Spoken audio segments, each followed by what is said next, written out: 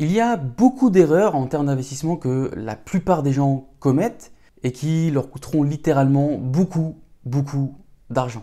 Et ce qui est vraiment effrayant, c'est qu'il y a de très fortes chances que vous fassiez probablement, vous aussi, au moins une de ces erreurs. Et le problème, c'est que si vous ne la corrigez pas, ça pourrait être la différence entre prendre votre indépendance de manière sereine avec assez pour vivre décemment ou devoir continuer à travailler jusqu'à la retraite. Et donc dans la vidéo d'aujourd'hui, on va voir ensemble ce que sont exactement ces erreurs et surtout la façon dont vous pouvez éviter chacune d'entre elles. On commence tout de suite avec la première des erreurs. C'est une erreur que moi j'ai aussi commise. Et je suis sûr que pas mal d'entre vous aussi ont déjà eu cette peur. C'est la peur du krach boursier. Le krach boursier, on en entend parler de long, large, en travers.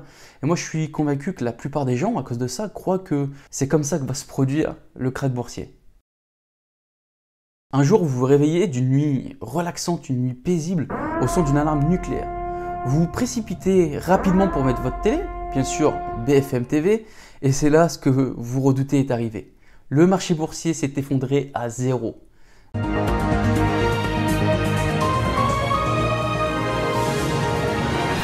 Oui, nous avons des nouvelles. Il faut savoir que le marché boursier s'est effondré à zéro. Cette information est confirmée par des sources sûres, donc ce n'est pas du tout une fake news. Il faut savoir que les bourses mondiales se sont effondrées cette nuit en un rien de temps, et c'est absolument terrifiant. Le Dow Jones est à zéro, le Nasdaq à zéro, le S&P 500 à zéro. Même en Europe ont été touchés, le CAC 40 est à zéro, le DAX à zéro. C'est terrifiant.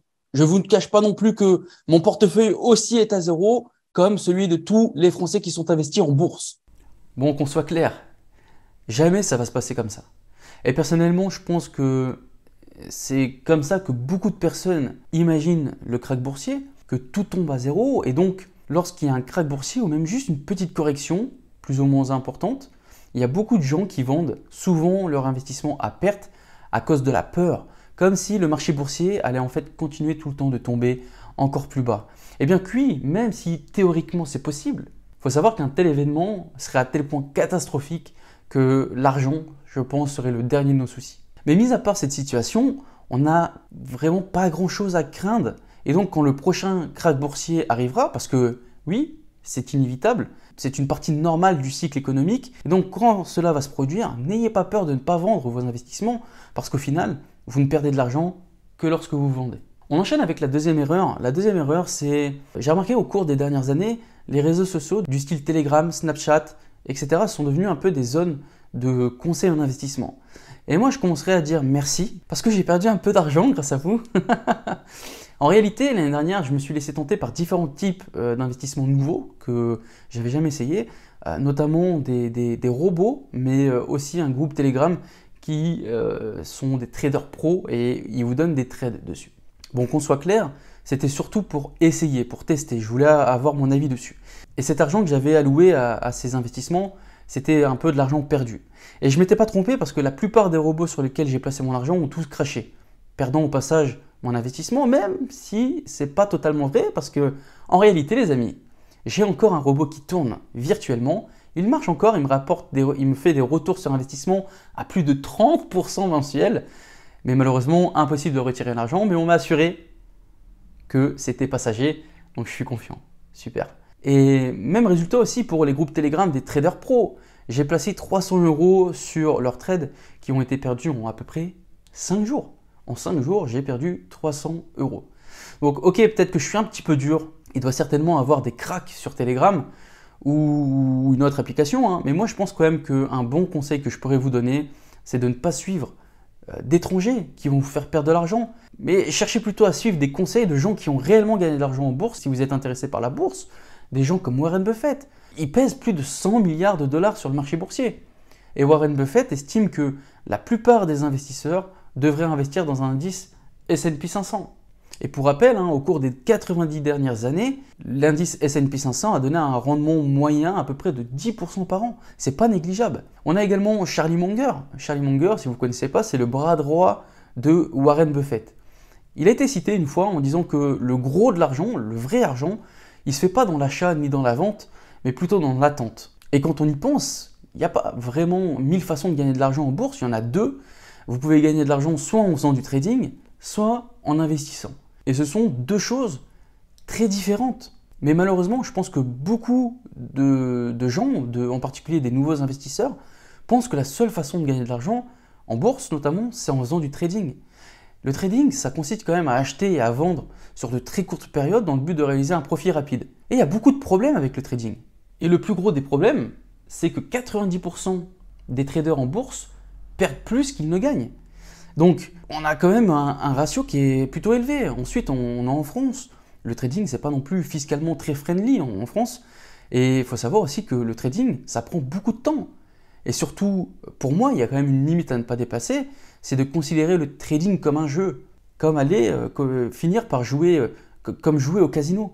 Et ça, c'est hyper important, c'est la limite à ne pas franchir.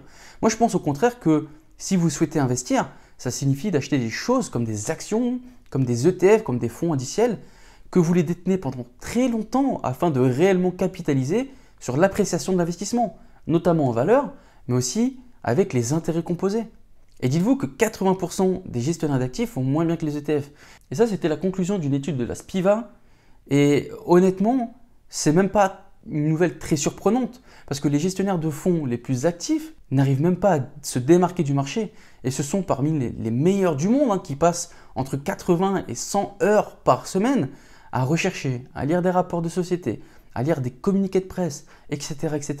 Et malgré tout ça, ces gestionnaires ne peuvent même pas battre les rendements moyens de l'indice S&P 500 sur une période de long terme.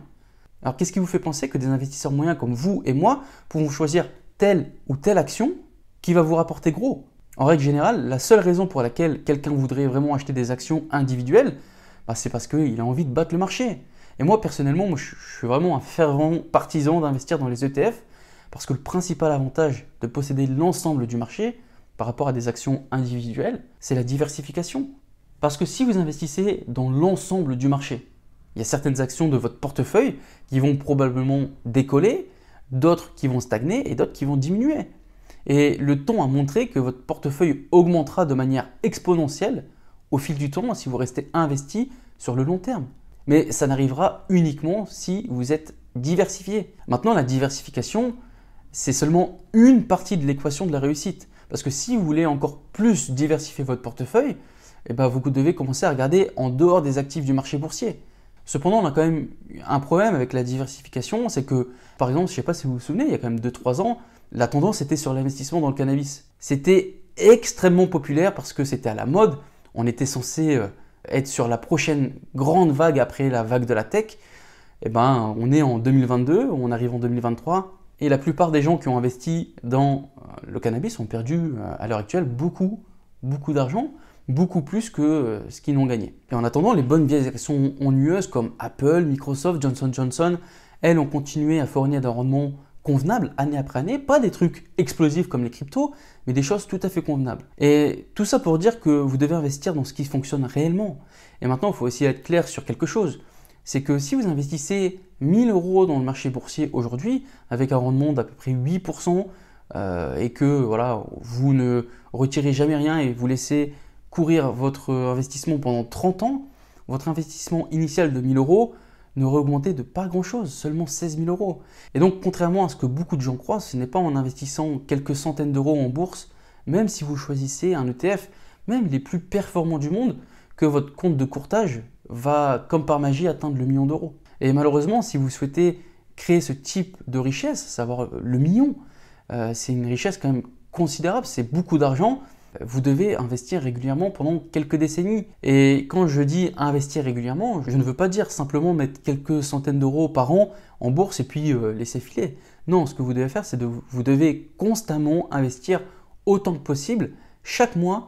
Et dans un monde idéal, vous investirez au moins 500 € par mois dans votre PEA pour la fiscalité. En supposant qu'il vous reste à peu près 35 ans pour investir sur votre portefeuille, votre portefeuille atteindrait enfin ce fameux million au bout de 35 ans avec 500 € d'investissement mensuel.